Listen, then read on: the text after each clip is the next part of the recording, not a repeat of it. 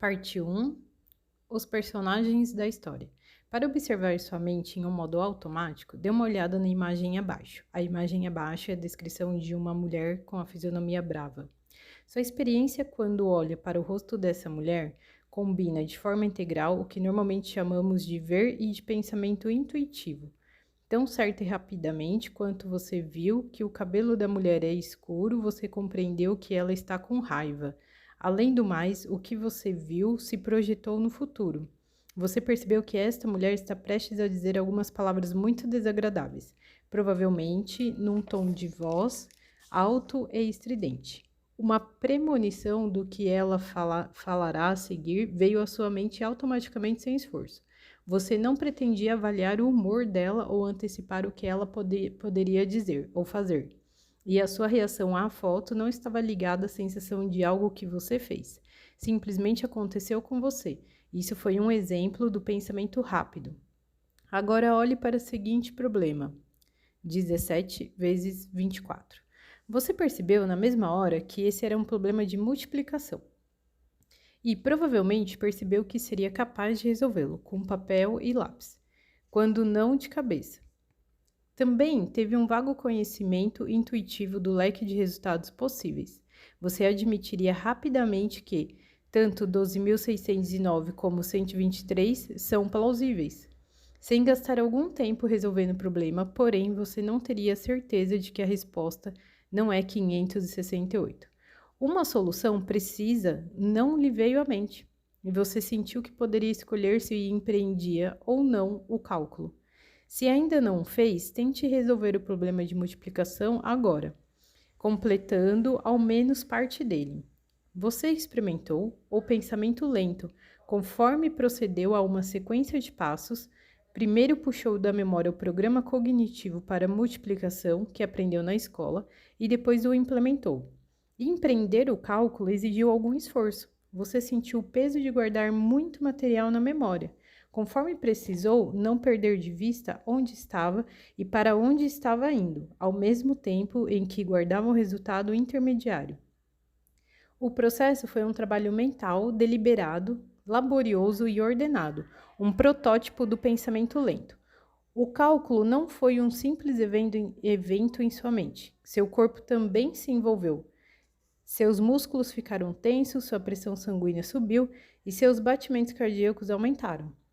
Alguém, examinando de perto seus olhos enquanto você resolvia o problema, teria visto que suas pupilas se dilataram.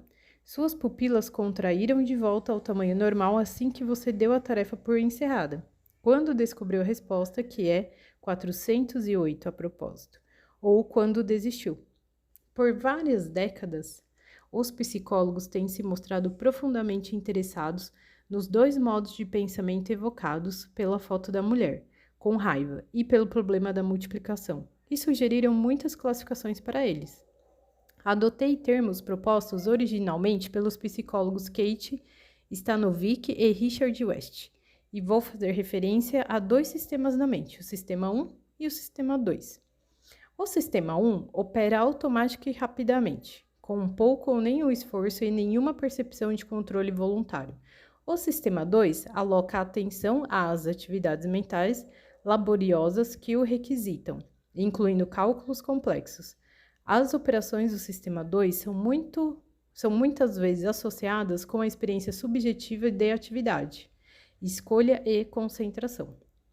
Os nomes de sistema 1 e 2 são amplamente utilizados em psicologia, mas vou mais longe do que a maioria neste livro, que pode ser lido como um psicodrama com dois personagens. Quando pensamos em nós mesmos, nos identificamos com o sistema 2, o eu consciente, racionador, que tem crenças, faz escolhas e decide o que pensar e o que fazer a respeito de algo.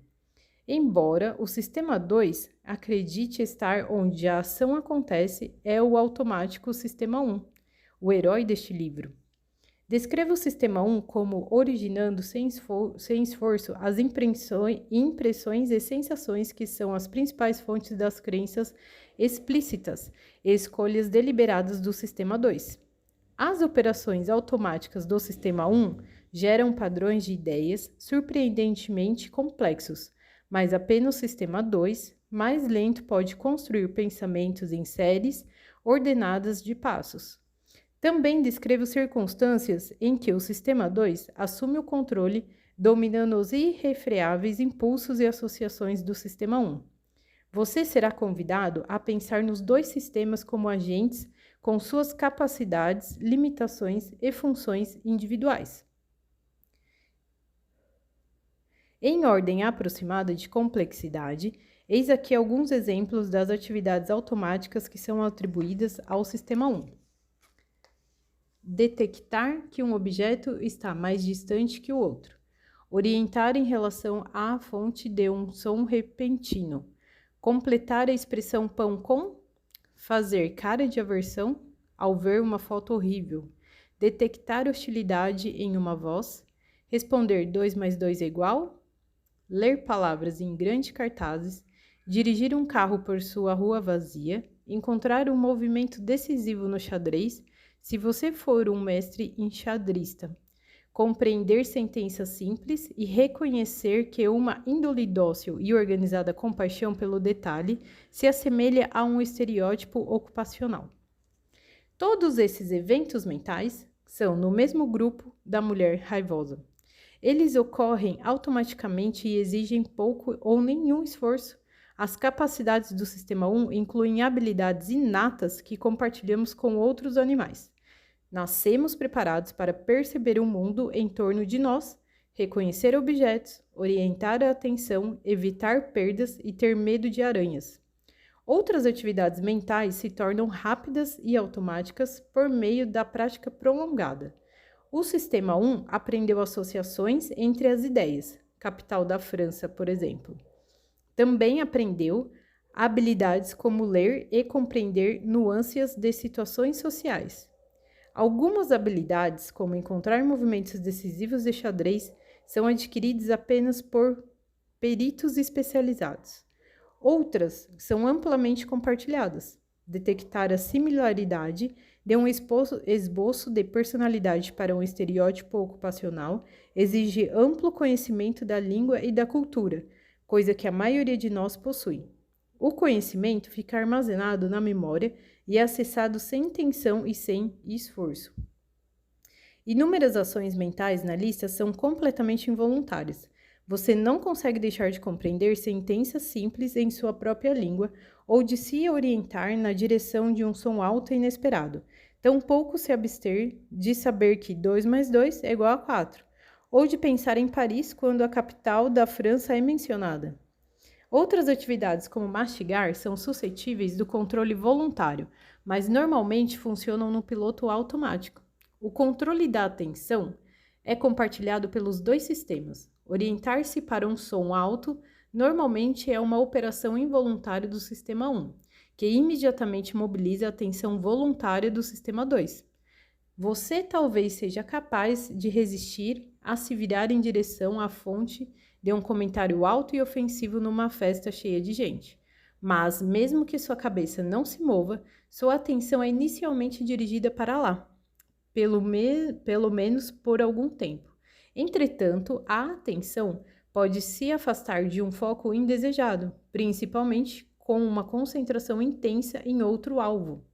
As operações diversificadas do sistema 2 têm como característica em comum. Elas exigem atenção e são interrompidas quando a atenção é desviada. Eis aqui alguns exemplos. Manter-se no lugar para o tiro de largada numa corrida. Concentrar a atenção nos palhaços do circo. Concentrar na voz de determinada pessoa em uma sala cheia e barulhenta. Procurar uma mulher de cabelos brancos. Sondar a memória para identificar um som surpreendente. Manter uma velocidade de caminhada mais rápida do que o natural para você. Monitorar a convivência de seu comportamento numa situação social. Contar as ocorrências da letra A numa página de texto. Dizer a alguém seu número de telefone. Estacionar numa vaga apertada, para a maioria das pessoas, exceto manobristas de garagem.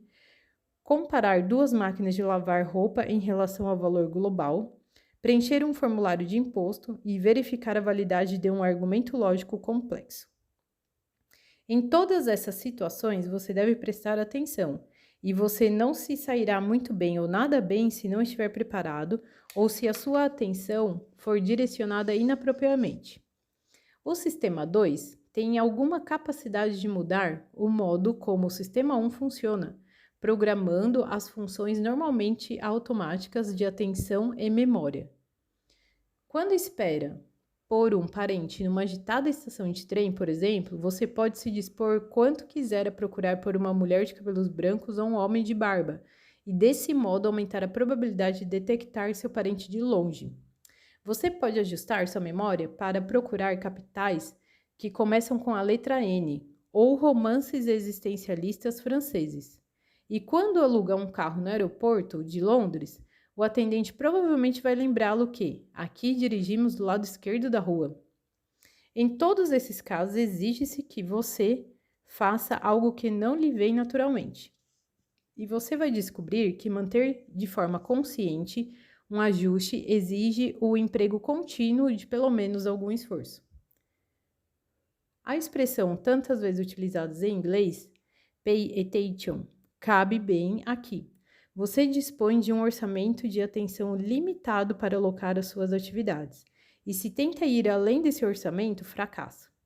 Uma característica das atividades que exigem esforço é que elas interferem uma com as outras, motivo pelo qual é difícil ou impossível conduzir várias delas ao mesmo tempo. Você não consegue calcular o produto de 17 vezes 24 fazendo uma curva à esquerda no tráfego pesado e certamente é melhor não tentar. Você pode fazer várias coisas ao mesmo tempo, mas apenas se forem fáceis e pouco exigentes. É provavelmente seguro conversar com uma pessoa no banco do passageiro enquanto dirige por uma estrada vazia, e muitos países já descobriram, talvez com alguma culpa, que conseguem ler uma história para uma criança enquanto pensam em alguma outra coisa. Todo mundo tem alguma consciência da capacidade de atenção limitada. E nosso comportamento social leva em consideração essas limitações. Quando o motorista de um carro está ultrapassando um caminhão em uma pista estreita, por exemplo, os passageiros adultos muito sensatamente param de falar. Eles sabem que distrair o motorista não é uma boa ideia. E também suspeitam que ele está temporariamente surdo e que não vai ouvir o que dizem. Foco intenso numa tarefa pode tornar a pessoa efetivamente cega, mesmo a estímulos que, em geral, atraem atenção. A demonstração mais radical disso foi feita por Christopher Chabris e Daniel Simons em seu livro O Gorila Invisível. Eles montaram um curta-metragem de duas equipes trocando passes de basquete, uma das equipes com camisas brancas e a outra vestindo preto. Os espectadores do filme ficaram instruídos a contar o número de passes feitos pelo time branco, ignorando os jogadores de preto. Essa tarefa é difícil e completamente absorvente. No meio do vídeo, uma mulher usando um traje de gorila aparece, atravessa a quadra, bate no meio do peito e vai embora. O gorila fica à vista por 9 segundos. Milhares de pessoas assistiram ao vídeo e cerca da metade delas não observou nada de incomum. É a tarefa de contar, e sobretudo a instrução de ignorar uma das equipes, que causa a cegueira. Ninguém que assiste o vídeo sem tarefa deixaria de ver o gorila. Ver e se orientar são funções automáticas do sistema 1, mas elas dependem da alocação de alguma atenção ao estímulo relevante. Os autores notam que a observação mais notável em seu estudo é as pessoas acharem seus resultados muito surpreendentes. De fato, as pessoas que deixam de ver o gorila ficam inicialmente convictas de que ele não estava lá. Não conseguem imaginar que deixaram de ver um evento tão chamativo. O estudo do gorila ilustra 2 importantes fatos acerca de nossas mentes. Podemos ficar cegos para o óbvio e também somos cegos para a nossa própria cegueira. Sinopse da trama. A interação dos dois sistemas é um tema recorrente do livro, e uma breve sinopse da trama se faz necessária. Na história que eu vou contar, os sistemas 1 e 2 estão ambos ativos sempre que estamos despertos. O sistema 1 funciona automaticamente e o sistema 2 normalmente é em um confortável modo de pouco esforço. em que apenas uma fração de sua capacidade está envolvida. O sistema 1 gera continuadamente sugestões para o sistema 2, impressões, intuições, intenções e sentimentos. Se endossada pelo sistema 2, impressões e intuições se tornam crenças, e impulsos se tornam ações voluntárias. Quando tudo funciona suavemente, o que acontece na maior parte do tempo, o sistema 2 adota as sugestões do sistema 1 como pouca ou nenhuma modificação. Você geralmente acredita em suas impressões e age segundo seus desejos. E tudo bem, normalmente. Quando o sistema 1 funciona com dificuldade, ele recorre ao sistema 2 para fornecer um processamento mais detalhado, específico que talvez solucione o problema do momento. O sistema 2 é mobilizado quando surge uma questão para a qual o sistema 1 não oferece uma resposta, como provavelmente aconteceu com você quando se viu diante do problema de multiplicação 17 vezes 24. Você também pode sentir uma sobrecarga de atenção consciente sempre que fica surpreso. O sistema 2 é ativado quando se detecta um evento que viola o modelo do mundo mantido pelo sistema 1. Nesse mundo, abajures não pulam, gatos não latem e gorilas não atravessam quadras de basquete. O experimento do gorila demonstra que alguma atenção é necessária para que o estímulo surpreendente seja detectado. A surpresa, deste modo, ativa e orienta sua atenção. Você fixa o olhar e busca em sua memória uma história que lhe dê sentido ao evento surpreendente. Ao sistema 2 também é atribuído o contínuo monitoramento de seu próprio comportamento. O controle que o mantém sendo educado quando está furioso e alerta quando está dirigindo à noite. O sistema 2 é mobilizado para aumentar o esforço quando detecta um erro prestes a ser cometido. Lembre-se de uma ocasião em que você quase deixou escapar um comentário ofensivo e observe como se esforçou para recobrar o controle.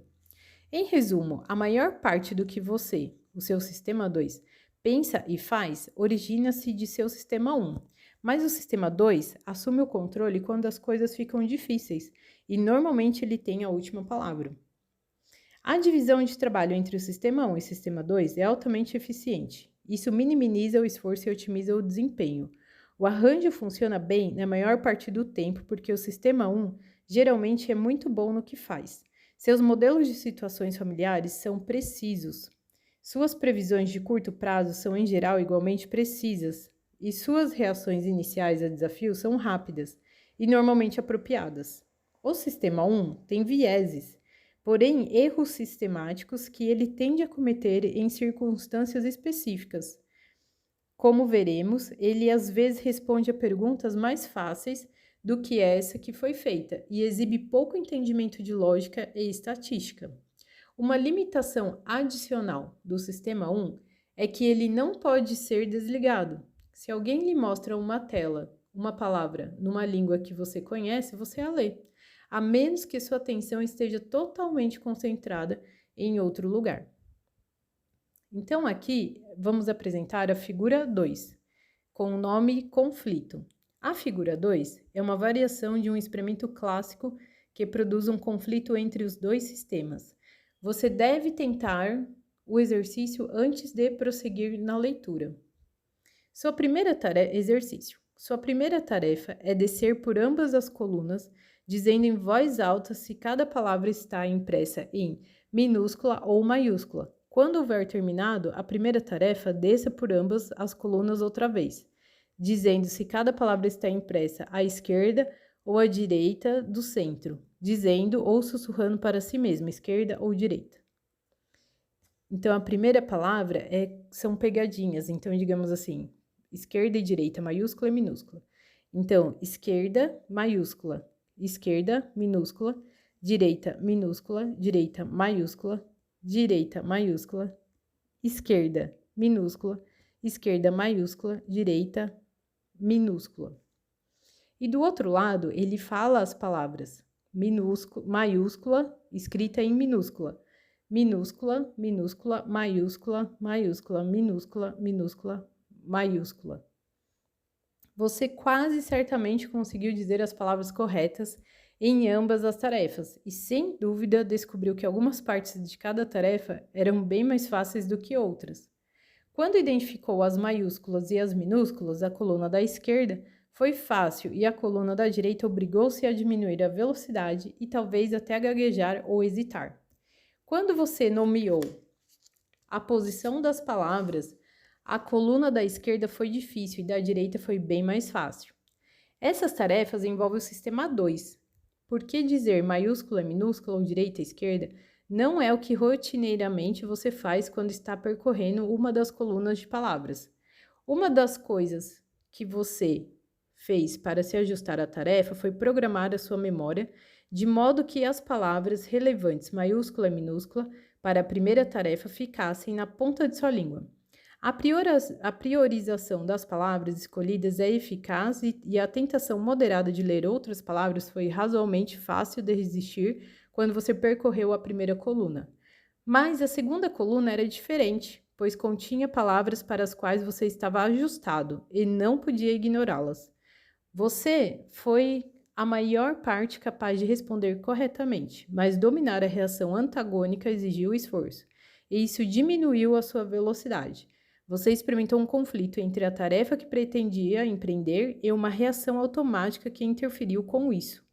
O conflito entre uma reação automática e uma intenção de controlá-la é comum em nossas vidas. Qualquer um que está familiarizado com a experiência de tentar não encarar o casal vestido de maneira excêntrica na mesa ao lado em um restaurante. Também sabemos como é forçar nossa atenção em um livro chato, no qual nos pegamos constantemente voltando ao ponto em que a leitura parou de fazer sentido. Em lugares onde os invernos são muito rigorosos, é comum os motoristas terem a lembrança de seu carro derrapando sem controle no gelo e da luta para seguir instruções bem ensaiadas que exigem o contrário do que você normalmente faria. Gire o volante no sentido da derrapagem e haja o que houver, não toque no freio. E todo ser humano já passou pela experiência de não mandar alguém para o inferno. Uma das tarefas do sistema 2 é dominar os impulsos do sistema 1. Em outras palavras, o sistema 2 é encarregado de autocontrole.